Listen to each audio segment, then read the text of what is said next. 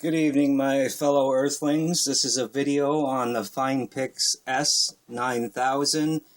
Lots of people online have commented on how they can't get their power on for their camera. And here's one of the experiments that seemed to work for me. I took 4 rechargeable batteries at full charge.